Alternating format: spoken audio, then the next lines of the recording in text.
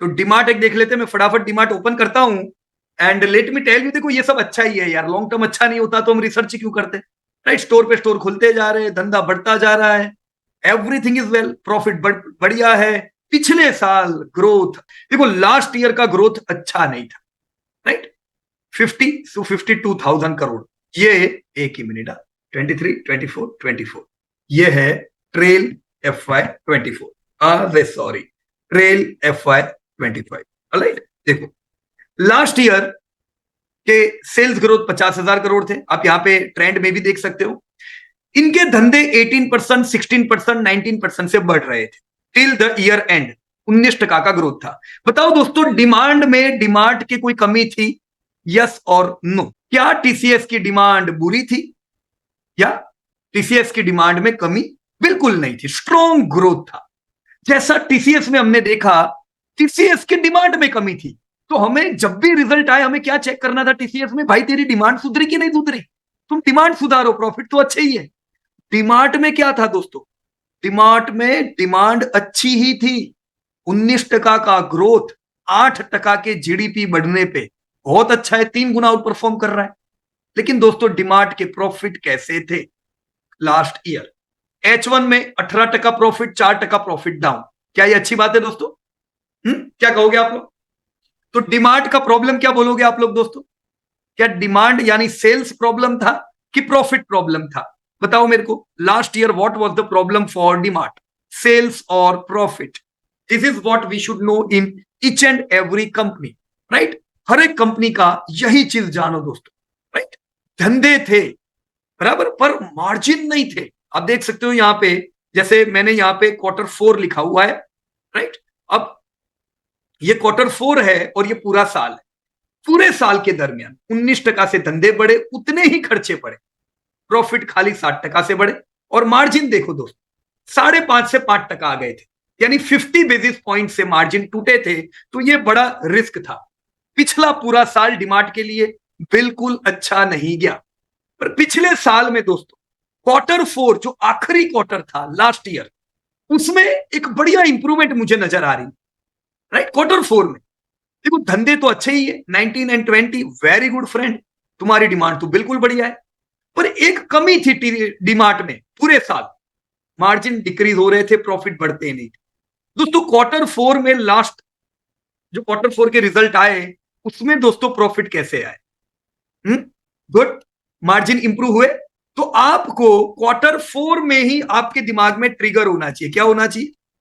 Trigger, दिमाग में घंटी बजनी चाहिए कि डिमांड में जो प्रॉब्लम था, क्या हो गया था? एक बीमारी आ गई थी, सर्दी खांसी जो हो वो बीमारी निकल गई। कब निकली? Q4 में। आप देखोगे Q4 से डिमांड ने जबरदस्त रिकवरी शुरू कर दी। तब तक बेचारा नया नया 52 वीक लो लगाता था। अब आप ये रिजल्ट देख के बोलोगे नहीं नहीं यार डिमांड में मजा नहीं है, चलता नहीं है, तो आपकी उम्मीद गलत है कि नहीं है? और अब ये रिजल्ट जो अब तक आते थे, वो रिजल्ट देख के बोलोगे डिमांड दौड़ता क्यों नहीं है यार, तो उम्मीद गलत है। जब तक मार्जिन सुधरेंगे नहीं, तब तक डिमांड दौड़ेगा नहीं।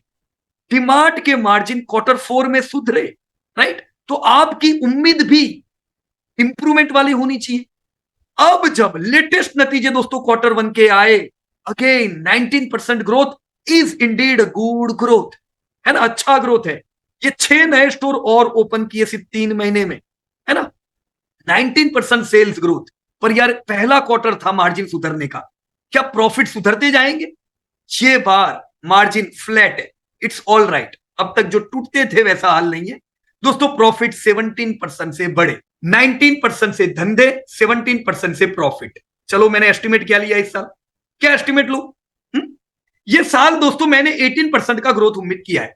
अब आप क्या बोलते हो, मुझे क्या यहां पे 10% ग्रोथ उम्मीद करना चाहिए?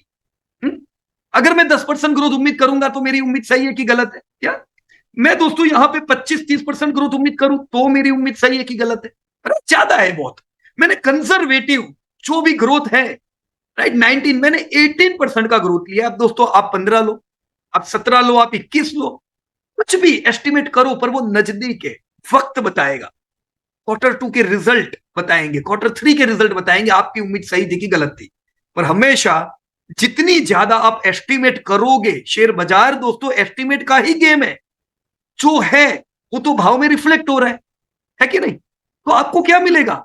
आपको तब तगड़ा पैसा मिलेगा जब आप एस्टिमेट सही करते हो दोस्तों। Near term estimate, long term estimate.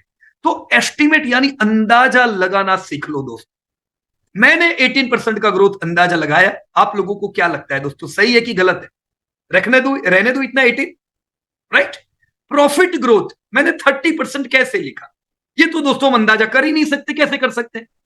हम सेल्स उम्मीद करेंगे, राइट? और अभी जो मार्जिन है 5.5, मैंने 5.5% के मार्जिन लिए। देखो यहां पे, this is my estimate. 18% sales growth, मेरा धंधा किधर पहुंचेगा? 59,930 करोड़, राइट? तो ये साल में नया लाइफ टाइम हाई सेल्स देखूंगा, राइट? मैं स्टोर को 400 पार होते हुए देखूंगा। दोस्तों प्रॉफिट एस्टिमेट कर नहीं सकते। मैंने सेल्स को मार्जिन से मल्टीप्लाई किया, ये आ गए मेरे प्रॉफिट 3296 करोड़। सो प्रॉफिट का मैंने अंदाजा लिया। देखो आ गया formula, current year divide by previous year -1, right और रॉन्ग? बराबर है दोस्तों। 30% से प्रॉफिट बढ़ेंगे, ये मेरी उम्मीद है। 30% से ईपीएस बढ़ेंगे, ये मेरी उम्मीद है। और मैं निराश होकर बैठूंगा नहीं, डिमांड तो नीचे आएगा, थोड़ी ना आएगा भी है।